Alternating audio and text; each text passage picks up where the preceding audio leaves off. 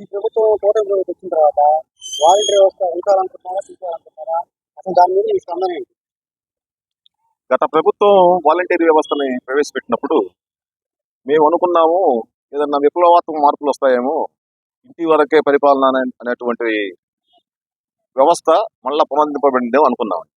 కానీ మాటల్లో కానీ, చేతల్లో కానీ, ప్రవర్తనలో కానీ ఏమాత్రం పొంతం లేని వ్యవహారం జరిగింది. ఎలా అంటే ఒక్కొక్క ఇంటికి 50 మంది, ఒక 50 ఇళ్లకి ఒక వాలంటీర్ని కేటాయించడం జరిగింది. వాడు ఫస్ట్ వచ్చినప్పుడు ప్రతి పనికి మేమే వస్తున్నాము, మేమే చేసుకుంటాము, మీరు ఎక్కడికి రావాల్సిన అవసరం లేదు, సచివాలయంలోనే మీకు పనులు జరిగిపోతాయి, మేము వీటన్నింటి చేస్తాం అనే భావన వాళ్ళు సృష్టించారు. అది కొంతకాలమే జరిగింది. ఆ తరువాత మేము అంతకుముందు ప్రతి పని కావాలన్నా కానీ బలమైనటువంటి ఒక వ్యవస్థ ఉండేది. ఎంఆర్ఓ వ్యవస్థ కానీ, మా కింద విఏఓలు కానీ, విఆర్ఓలు కానీ, ఆర్ఐ గారు కానీ, సూపరింటెండెంట్ గారు కానీ, ఎంఆర్ఓ గారు కానీ ఓ పనికి మేము వెళ్ళేవాళ్ళం. దానికి కరెక్ట్ అయినటువంటి సంబంధం జరిగేది. మాకు ఎప్పుడు ఆ పని జరుగుతుందో మాకు క్లియర్ గా తెలిసేది. ఆ పని కోసం మేము మా పనులు మానుకొని వాళ్ళకి చుట్టూ తిరగకుండా పలానా రోజు రమ్మంటే పలానా రోజు వెళ్ళి పని చేసుకునే వ్యవస్థ ఉండేది. వీళ్ళు వచ్చిన తర్వాత మేము వీళ్ళకి ఆధారపడి ఒకటి అప్లికేషన్ పెట్టుకున్నా, వాళ్ళకి ఏదైనా ఒకటి చెప్పినా అది ఎప్పుడు జరుగుతుందో తెలియదు. వాళ్ళ సమాధానం కరెక్ట్ గా ఉండదు. వాళ్ళు అసలు ఉన్నారో లేదో తెలియదు. ఒకళ్ళేమో పెన్షన్ పంచుతున్నా అంటాడు. ఇప్పుడేంటయ్యా పెన్షన్ పంచడం 15వ తారీఖున అంటే మాకు డబ్బులు ఇప్పుడే వచ్చాయి అంటాడు. సరే మా పని ఏమైందా అంటే పోయి సచివాలయంలో కనుక్కోమంటాడు. సచివాలయం వెళ్తేనేమో వాలంటీర్ని కనుక్కోమంటాడు. ఇట్లా ఈ గమనంలో వాలంటీర్ గమనంలో చాలా తప్పులు జరిగాయి. మళ్ళా తర్వాత క్రమేణా అది ఒక రాజకీయ రూపు సంతరించుకొని ఆ వార్డులో ఎవరైతే ఆ ప్రతిపక్షానికి సంబంధించిన వాళ్ళు ఉంటారో, గత ప్రభుత్వం ఎవరైతే ప్రతిపక్షాల్లో ఉన్నారో వారందరినీ గుర్తుపెట్టుకుని ఇబ్బందులు పెట్టడం, వాళ్ళ పెన్షన్లు తీసివేయటం, వచ్చే పెన్షన్లు టెక్నికల్ గా ఆపటం, ఇవన్నీ జరిగాయి. దానికి జవాబుదారీ ఎవరు? మేము అడగాల్సింది ఎవరిని? వాలంటీర్ కావాలనే సమాధానం చెప్పాలి. సచివాలయాన్ని పోతే వాలంటీర్ మీరు చెబుతారు. ఈ విధంగా చాలా మంది ఇబ్బందులు పడ్డారు. పెన్షన్స్ రాక, సరైనటువంటి లేక, ఇన్ టైంలో క్యాస్ట్ సర్టిఫికేట్లు ఇవి అందక, ఇట్లా రకరకాల ఇబ్బందులకు గురవలసి వచ్చింది. మా ఉద్దేశం ప్రకారం ఈ వాలంటీర్ వ్యవస్థలో మంచి కంటే చాలా తప్పులు జరిగాయనే మా ఉద్దేశం.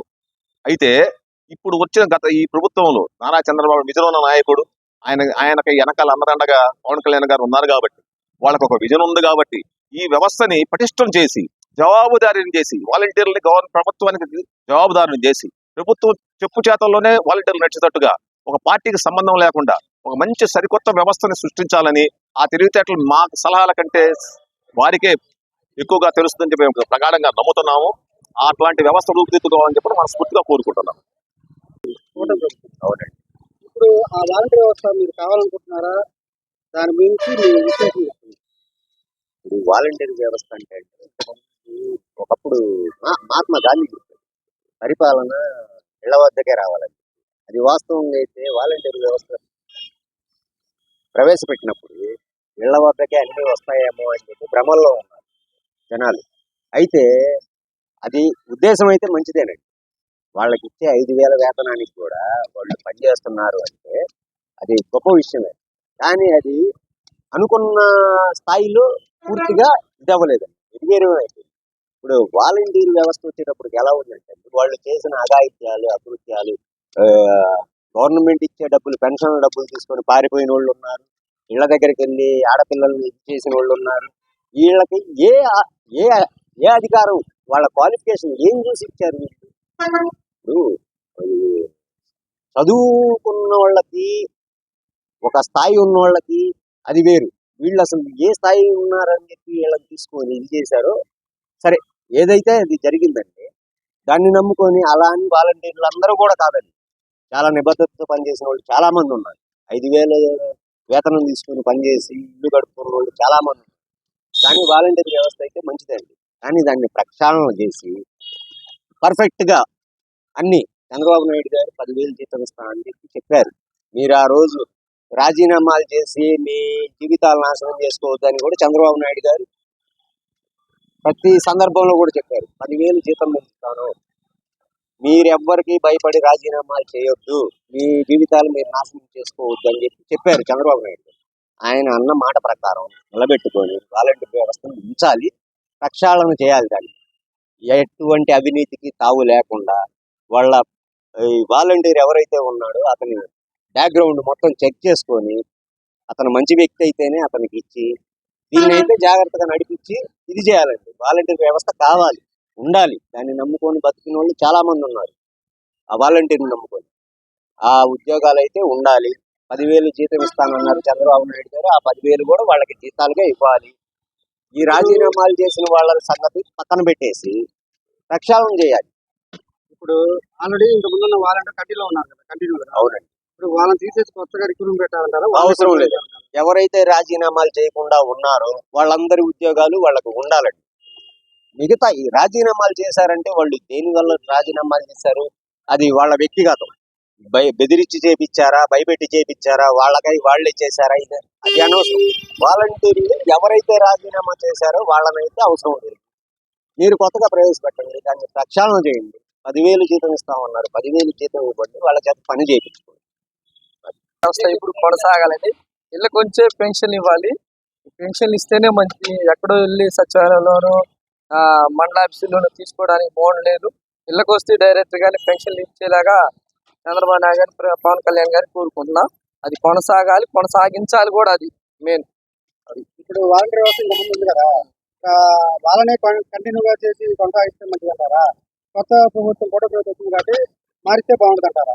మారిస్తే అంటే వాళ్ళకి ఒక ఎగ్జామ్ పెట్టి దాంట్లో క్వాలిఫికేషన్ చూసి దానికి ప్రకారంగానే నడిపించాలని కోరుకుంటున్నాను. అది వరకు ప్రభుత్వం ఎట్లా పడితే అట్లా ఇచ్చారు కదా, అలా లేకుండా వాళ్ళ సబ్జెక్ట్ ప్రకారం వాళ్ళు మార్కుల్లో పాస్ అయ్యి దాన్ని పుట్టాలి, కొనసాగించాలి. ఏదైనా వాలంటీర్ వ్యవస్థ కావాలి. వాలంటీర్ కావాలండి, కావాలి, ఉండాలి, కావాలి.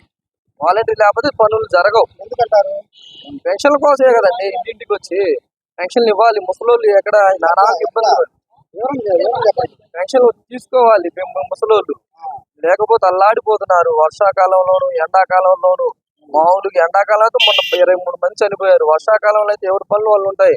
వాళ్ళు పొలాలకు వెళ్ళి ఉంటారు, ఇళ్లలో వాళ్ళు. ఆయన పెన్షన్లు ఎవరు తీసుకెళ్ళి ఇస్తారు? మేము 80 లేసి తీసుకెళ్ళి వెళ్ళి పోదుగా. అందువల్ల వాలంటీర్ వచ్చి ఇంటికి వచ్చేని ఇవ్వాలి పెన్షన్లు మాత్రం. వాలంటీర్ కావాలి, పెడితేనే మంచిది. వాలంటీర్ కావాలి, తీసుకొచ్చి వీళ్ళకు ఇవ్వాలి.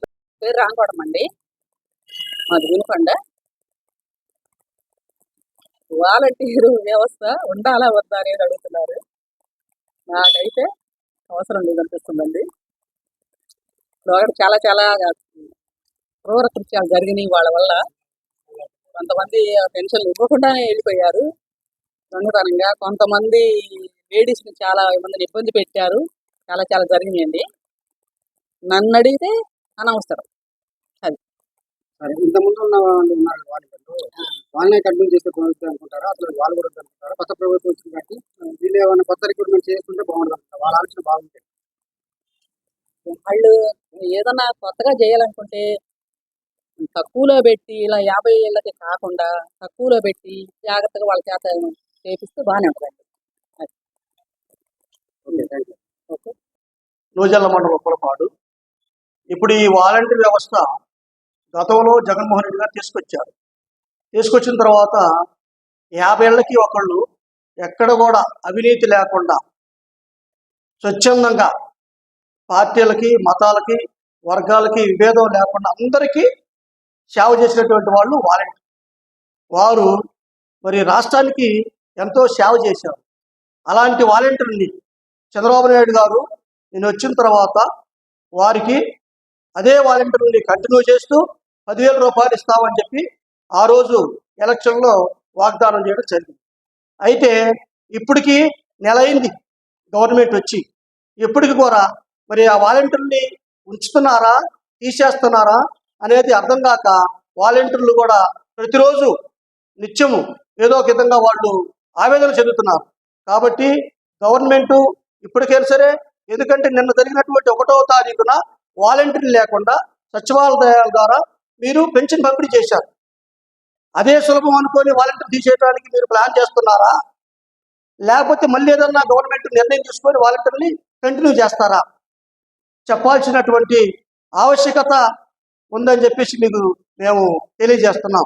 అదేవిధంగా మరి వాలంటీర్లు అనేవాళ్ళు 1,20,000 మందికి, దాదాపు 2,20,000 మందికి ఆ రోజు జగన్మోహన్ రెడ్డి గారు ఇస్తే వాళ్ళకి 5,000 రూపాయలు జీతం అందకపోయినా కానీ సాలిసాలటువంటి జీతాలతోటి కుటుంబాన్ని నెట్టుకుంటూ వాళ్ళలో కూడా ఎంతో మంది నిరుద్యోగులు చదువుకున్నటువంటి వాళ్ళు మరి బయట అవకాశాలు లేక దీన్నే కనిపెట్టుకొని జీవిస్తున్నటువంటి వాళ్ళు చాలా మంది ఉన్నారు.